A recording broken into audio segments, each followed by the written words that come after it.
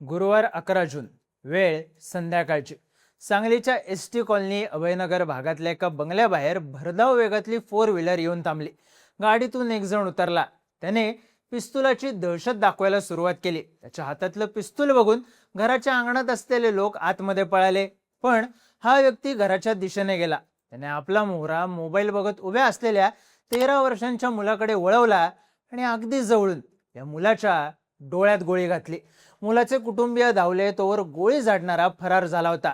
पण या मुलावर घरात घुसून गोळीबार झाला होता तो हमालीच्या वादामधून, त्याच्या आजोबांच्या एका सराईत गुन्हेगाराशी झालेल्या वादामधून. 2 दिवस आधी दुसऱ्या गावात दिलेली धमकी, त्यानंतर झालेला गोळीबार. सांगलीत नेमकं घडलं काय? निष्पाप मुलाचा जीव नेमका का गेला? पाहूयात या व्हिडिओमधून. नमस्कार, मी चिन्मय आणि तुम्ही पाहताय बोलबिडू. सांगलीतल्या जत तालुक्यामधल्या बाज गावात आणि नंतर अभयनगर भागात असे 2 दिवसात 2 गुन्हे घडले. दोन्हीचं कारण होतं रेल्वे स्टेशनवरचा एक वाद. कामगार आणि हमाल नेते बाळासाहेब बंडगर यांचे सहकारी लक्ष्मण खरात यांच्याकडे आरग रेल्वे धक्क्यावर माल उतरवण्याचा ठेका आहे. या ठेक्यावरून खरात आणि हद्दपारीची कारवाई झालेला निलेश गडदे यांच्यात मागच्या अनेक दिवसांपासून वाद सुरू होता. गडदेचं म्हणणं होतं खरात यांनी हे काम सोडून द्यावं, पण खरात काम न सोडण्यावर ठाम होते आणि तिथूनच वादाला सुरुवात झाली. बुधवारी 10 जूनला संध्याकाळी 7 वाजण्याच्या सुमारास निलेश गडदे आपल्या 2 साथीदारांसह खरात यांच्या बाज गावातल्या घरी गेला. गडदेने खरात यांच्या पत्नीला ते कुठे आहेत विचारलं आणि खरात घरी नाही ते समजल्यावर गडदेने त्यांच्या पत्नीला धमकवलं. तुमच्या नवऱ्याला रेल्वे स्टेशनवरच्या माल धक्क्याचं काम सोडायला सांगा, नाहीतर मला 10 लाख द्यायला सांगा. यातलं काहीच केलं नाही तर त्याचा जीव घेईन. गडदे एवढ्यावरच थांबला नाही. त्याने खरात यांच्या मुलांनाही धमकी दिली. तुमचा बाप जिवंत हवा असेल तर त्याला सांगा, मला आडवा जाऊ नकोस. रात्री 8 वाजता लक्ष्मण खरात घरी आल्यानंतर त्यांच्या कुटुंबियांनी त्यांना घडलेला प्रसंग सांगितला. तर त्यांच्या गावातल्या माणिक खरात यांनी निलेश गडदेने तुमच्या घरातून बाहेर पडल्यावर गावातल्या अहिल्यादेवी होळकर चौकात येऊन हवेत गोळीबार केला असंही सांगितलं. बघता बघता या गोष्टीची जोरदार चर्चा व्हायला लागली आणि हमाल नेते बाळासाहेब बंडगर हे जतला गेले. बंडगर इथे आल्यानंतर हमाल बांधव मोठ्या संख्येने जमा झाले आणि त्यांनी निलेश गडदेवर गुन्हा दाखल झाला पाहिजे अशी मागणी केली. आधी खंडणीची मागणी आणि त्यानंतर हवेत गोळीबार झाल्याने तणाव प्रचंड वाढला होता, जो गुरुवारी दुपारी टोकाला गेला. गुरुवारी दुपारी खरात आणि बंडगर आपल्या इतर सहकाऱ्यांसह जत पोलीस ठाण्यात गडदेवर गुन्हा दाखल करण्यासाठी गेले. तेव्हा दोन्ही गट समोरासमोर आले. त्यावेळी बंडगर यांच्या काही सहकाऱ्यांनी गडदेच्या 4 व्हीलरवर दगडफेक करण्याचा प्रयत्न केला. त्यामुळे गडदे चिडला आणि गाडी घेऊन तिथून निघून गेला. तेव्हाच हा आवाज सामंजस्याने मिटेल की नाही याची चर्चा सुरू झाली. त्यात जत पोलीस ठाण्यात निलेश गडदे आणि त्याच्या 2 साथीदारांविरोधात गुन्हा दाखल झाला. पण वाद मिटण्याच्या ऐवजी आणखी भडकला. त्याचे पडसाद दिसून आले गुरुवारी संध्याकाळी.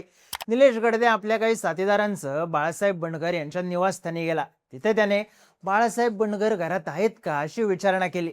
ते घरात नाही ते समजल्यानंतर निलेशने आपल्या जवळची पिस्तूल काढली आणि दहशत माजवण्याचा प्रयत्न केला. हा सगळा प्रकार बघून घराच्या अंगणात उभे असलेले बाळासाहेब बंडगर यांचे बंधू घरात गेले. पण त्यावेळेस बाळासाहेब यांचा नातू वेदांत घराच्या अंगणात मोबाईल बघत थांबला होता. घरातलं कुणीही बाहेर आलेलं नाही. त्यात दारात फक्त बारकं पोरगच आहे. हे बघून निलेशने त्याच्या अगदी जवळ बंदूक आणली आणि वेदांच्या डोळ्यात गोळी झाडली असं फिर्यादीत नमूद करण्यात आले. गोळी झाडल्याचा आवाज ऐकून बाळासाहेब बंडगर यांच्या घरातल्या महिला तातडीने धावत बाहेर आल्या. जखमी असलेल्या वेदांतला त्यांनी पाहिलं.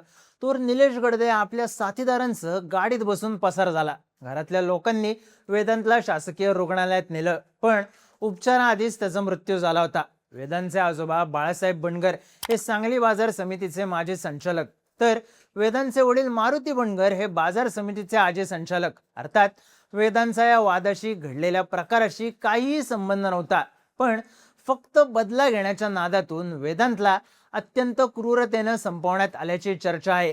रक्ताच्या थारोळ्यात पडलेल्या वेदांतला अगदी तातडीने हॉस्पिटलला नेण्यात आलं, पण उपचाराआधीच त्याचा मृत्यू झाला होता. हॉस्पिटलच्या आवारात त्याच्या कुटुंबियांनी मोठा आक्रोश केला आणि साहजिकच तणाव वाढला. या प्रकरणाची दखल पोलिसांनी सुद्धा तातडीने घेतली.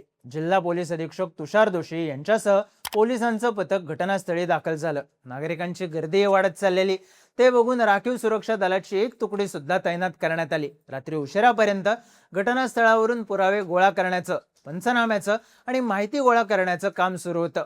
पोलिसांनी तपासाला गती दिली. जिल्हा पोलीस अधीक्षक तुषार दोशी यांनी माध्यमांना दिलेल्या माहितीनुसार हा प्रकार कामगार ठेकेदारीच्या वादातून घडल्याचा संशय आहे. हल्ला करण्यासाठी गाडीतून 4 जण आले होते. त्यांचा शोध घेण्यासाठी पोलिसांची 4 पथकं रवाना करण्यात आली आहेत. निलेश गडदेवर प्राथमिक संशय व्यक्त करण्यात आला असून त्याचा शोध सुरू आहे. माध्यमांमध्ये असलेल्या बातम्यांनुसार पोलिसांनी आजूबाजूच्या परिसराची नाकाबंदी तातडीने केली असून सीसीटीव्ही फुटेज चेक करून हल्लेखोरांची ओळख पटवण्याचं काम सुरू आहे. महत्वाची गोष्ट म्हणजे निलेश गडदे हा रेकॉर्डवरचा गुन्हेगार आहे. 8 वर्षांपूर्वी झालेल्या राष्ट्रवादीचे तत्कालीन पदाधिकारी आणि कामगार नेते दत्ता पाटोळे यांच्या खून प्रकरणात गडदे हा मुख्य संशयित असून तो जेलमध्ये होता. काही दिवसांपूर्वी तो जामिनावर बाहेर आला. त्यानंतर त्याच्यावर हद्दवारीची कारवाई करण्यात आली होती, पण त्याने जिल्हाबंदीचा आदेश झुगारून सांगली शहरात प्रवेश केला. त्यानंतर आधी भर चौकात हवेत गोळीबार केला. नंतर तो बंडगर यांच्या घरात शिरला. तेव्हाही त्याने पिस्तुलाची दहशत दाखवली. तेव्हा त्याचं टार्गेट बाळासाहेब बंडगर किंवा मारुती बंडगर होते अशी चर्चा आहे. पण जरी ते टार्गेट असले तरी थेट 13 वर्षांच्या मुलावर झालेला गोळीबार हा सगळ्या राज्यालाच हादरवणारा आहे. वाद हमालीच्या ठेकेदारीवरून झाला होता, ज्यातून विषय घरात घुसून धमकी देण्यापर्यंत गेला. तिथून तो पोलीस स्टेशनच्या दारात झालेल्या वादापर्यंत गेला आणि त्यानंतर गंभीर वळण मिळालं निष्पाप मुलाच्या अत्यंत क्रूरतेने झालेल्या हत्येमुळे.